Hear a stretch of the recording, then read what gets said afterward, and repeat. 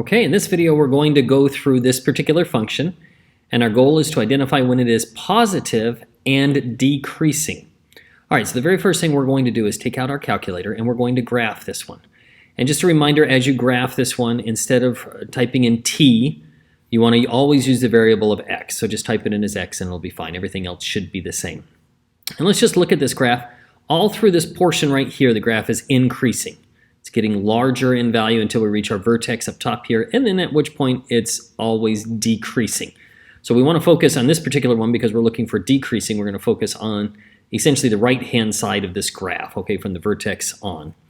And then positive, now anything below the x-axis is considered negative, and anything above the x-axis is considered positive, right? Those are all of our function values, f1 of x in this case. All of these values would be positive. So we're looking for both positive and decreasing. Okay, so t is less than 0. That's going to be way over here. And when t is less than 0, it looks like those are negative. They are increasing and negative, so the exact opposite of what we want. So that won't work. Okay, let's look at t is greater than 8.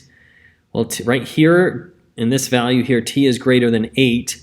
And those look like those are negative and decreasing. So not exactly what we're looking for. We did get the decreasing, but we want it to be negative, or we want it to be positive, excuse me. Well, let's look at the in between 5 and 7. So this is 5 right here to basically right here. Well, that looks like it is positive and decreasing. Yeah, so that one looks like it's going to work for us. Let's look at the next one. Between 7 and 8, so between right here and right here. Well, it is positive and decreasing here, but right here it starts to turn negative. That's before it gets to the 8, so that one would not work for us.